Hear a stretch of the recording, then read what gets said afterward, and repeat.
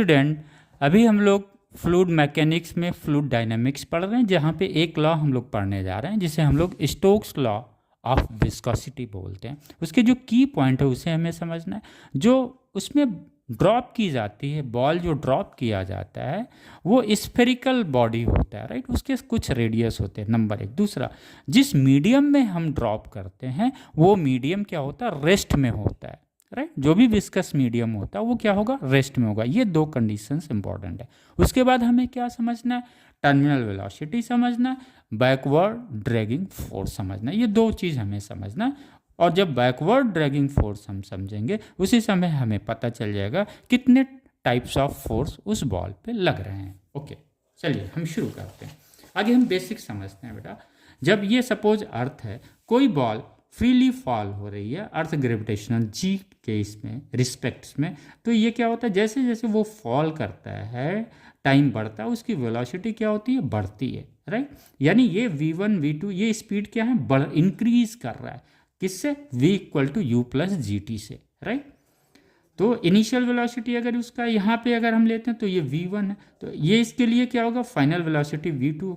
यानी ये वेलोसिटी इससे अधिक होगी, ये वेलोसिटी इससे अधिक होगी, ये वेलोसिटी इससे अधिक होगी। सबसे अधिक वेलोसिटी कब होगी, जब जस्ट बिफोर, जब वो अर्थ के जस्ट टच करने वाला होगा उस समय उस बॉल की वेलोसिटी अधिक होगी। Same v equal to u plus g t हम यहाँ पे लगाते हैं और समझते हैं कि क्या है। जैसे ही बॉल को हम फ्रीली ड्रॉप करते हैं तो ये बॉल क्या करता है, इनिशियली उसका स्पीड कम होता है और जैसे जैसे वो नीचे आता है इसकी स्पीड क्या होती है, बढ़ती है। क्यों बढ़ती है, due to the gravitational acceleration, right. यानी बॉल की स्पीड क्या होगी, बढ़ रही है। और बॉल क्या करता है, ये बॉल जो है जब इसकी स्पीड बढ़ रही है तो इनिशियली लिक्विड लेयर्स का इसमें थे, रेस्ट में थे, लेकिन ये बॉल क्या करता है, उस लेयर्स को अपने मोशंस के साथ भी क्या कर रहा है, ड्रैग कर रहा है।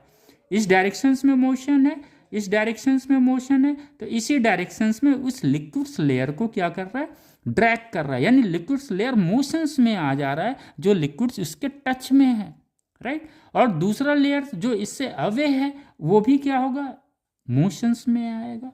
इसकी वेलोसिटी क्या है, अधिक है जो टच में, इसकी वेलोसिटी क्या है, कम है। तो ये क्या करेगा, ये लेयर, ये जो इसके बाद वाला लेयर है ये क्या करेगा, इसको बैकवर्ड फोर्स लगाएगा, राइट। ये क्या करेगा, इसके स्पीड्स को बढ़ाना चाहेगा, और ये नीचे वाला क्या करेगा, इसके स्पीड्स को रिटॉर्ड करना चाहेगा। तो ये क्या है, बैकवर्ड फोर्स लग रहा है। तो यही इस बॉल पे फोर्स लगता है, और चूंकि ये फोर्स लिक्विड लेयर के मोशंस की वजह से होता है इसलिए इसे विस्कस